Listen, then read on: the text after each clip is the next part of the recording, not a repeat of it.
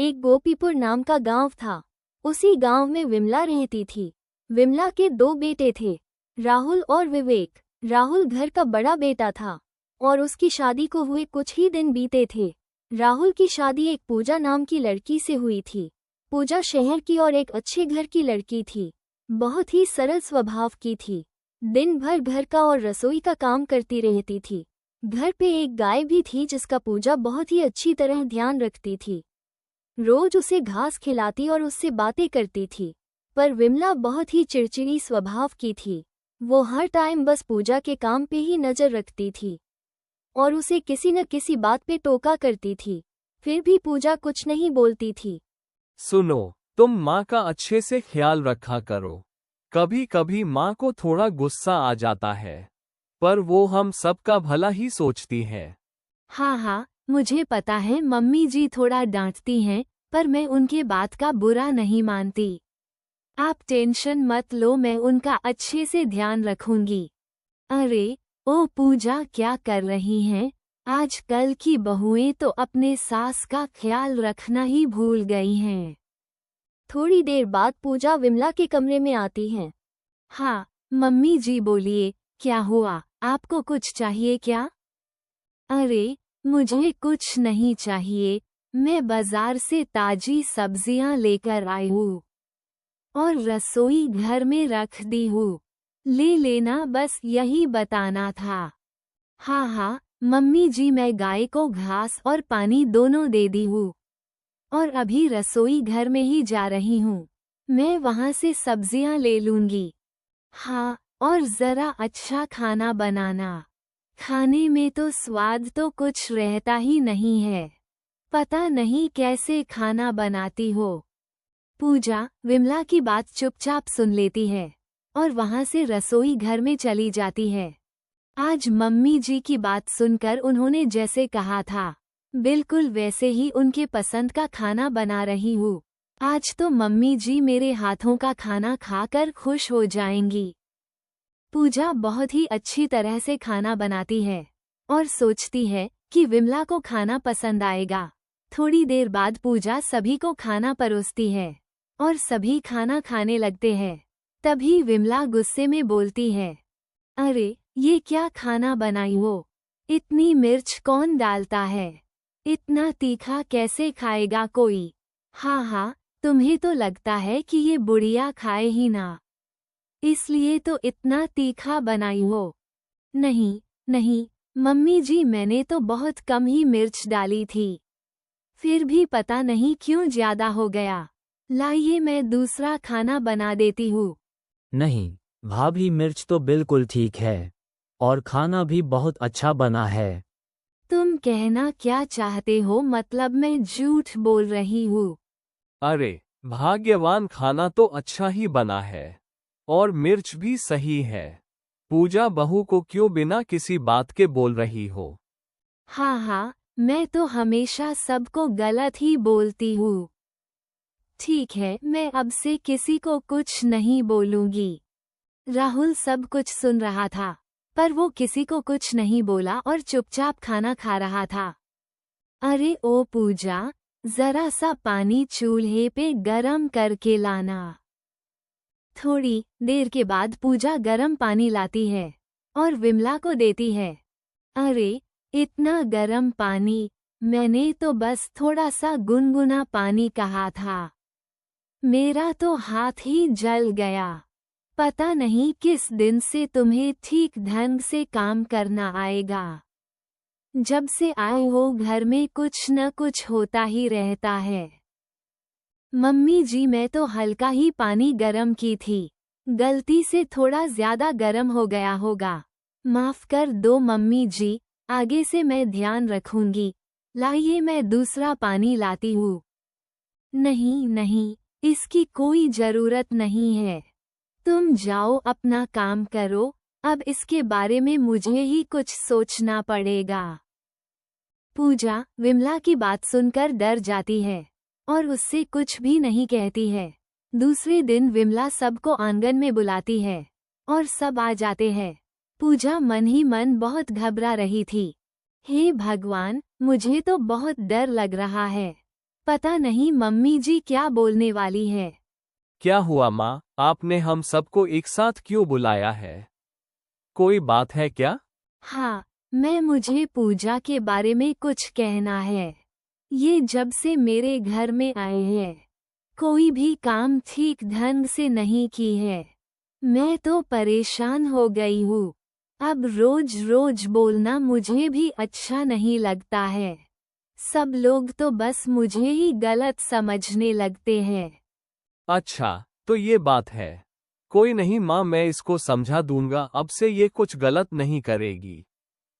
हाँ मम्मी जी, आप मुझे माफ कर दो, अब से मैं ऐसा कुछ भी नहीं करूँगी। आप जैसे कहोगी बिल्कुल वैसा ही करूँगी। अरे भाग्यवान, जाने दो, ये सब छोटी छोटी बातों को लेकर सबको परेशान क्यों कर रही हो? हाँ हाँ, मैं तो सबको परेशान ही करती रहती हूँ। तुम्हें क्या पता रसोई और घर की जिम्मेदारी के बारे में, तो तुम चुप ही रहो। ठीक है, तो हम दोनों आज ही घर छोड़ के चले जाते हैं। ठीक है बेटा, फिर तुम्हें जैसा ठीक लगे वैसा ही करो। मैं अब किसी को मना नहीं करूँगी। कोई कुछ भी नहीं बोलता है, सब चुपचाप सुनते हैं। और थोड़ी देर के बाद पूजा और राहुल घर छोड़ के दूसरे गांव में रहने जाते हैं। एक जमींदार से किराए पर घर लेते हैं और दोनों उसी घर में रहने लगते हैं। यहाँ विमला भी अब शांति से रहने लगती है। ऐसे ही थोड़े महीने बीत जाते हैं और विवेक की शादी भी हो जाती है। विवेक की शादी एक रमा नाम की लड़की से होती है और अब रमा घर की सारी जिम्मेदारी उठाती है। पर विमला की बात बात पर टोकने की आदत नहीं गई थी। विमला रमा को भी कुछ ना कुछ कहती रहती थी। अरे रमा, जरा टमाटर बारीक काटना, नहीं तो कल की तरह गलेगे ही नहीं। और हाँ, सब्जी में हल्दी थोड़ा कम ही डाला करो। मम्मी जी, मैं तो सब कुछ अच्छे से ही डालती हूँ और खाना भी बिल्कुल स्वादिष्ट बनाती हूँ। सबको काफी पसंद भी आता है। बस एक आप ही है जो रोज किच किच करती है। अगर आपको मेरे हाथ का ना पसंद आ रहा हो तो खुद भी बना सकती हो। मम्मी जी, मैं बिल्कुल भी बुरा नहीं मानूंगी। रमा की बात सुनकर विमला कुछ भी नहीं बोली और चुपचाप से रसोई घर से चली गई। थोड़े टाइम के बाद रमा सबको खाना परोसती है और सब खाना खाने लगते हैं। रमा, तुमने सब्जी में तो नमक ज्यादा डाल दिया है।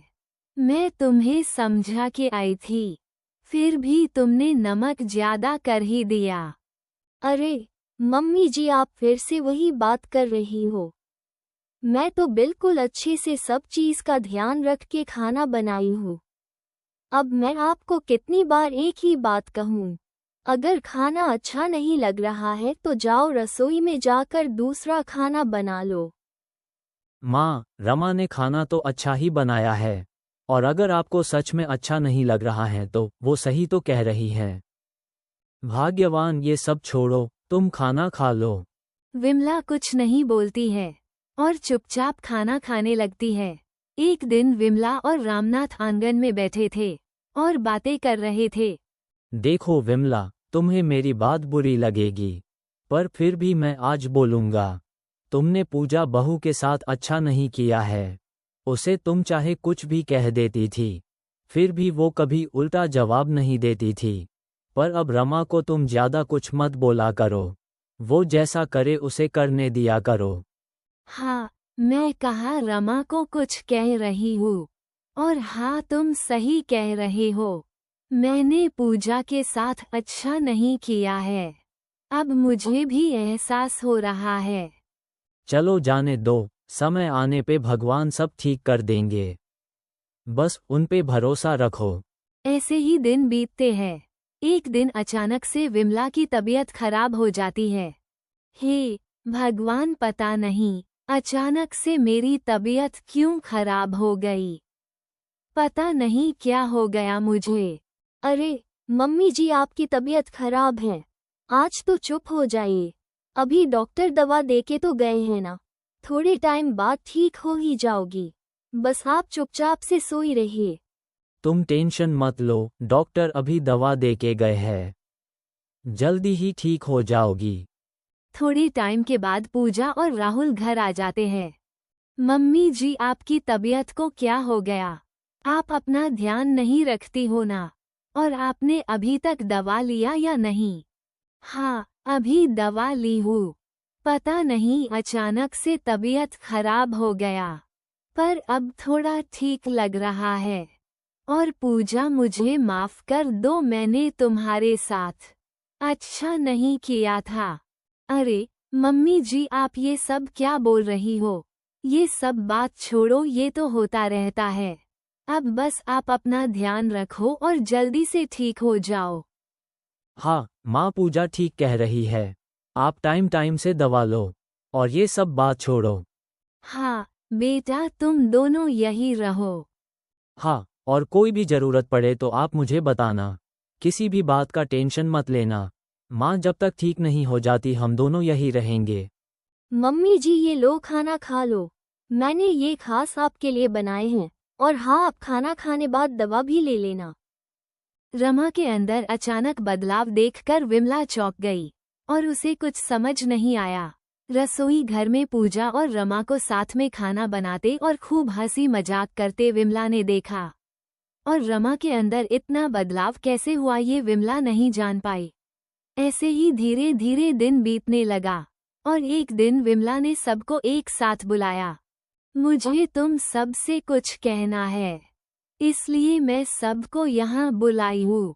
मुझे पता है मैंने पूजा के साथ अच्छा नहीं किया है, इसके लिए मैं पूजा से माफी मांगती हूँ। पूजा, मुझे माफ कर दो।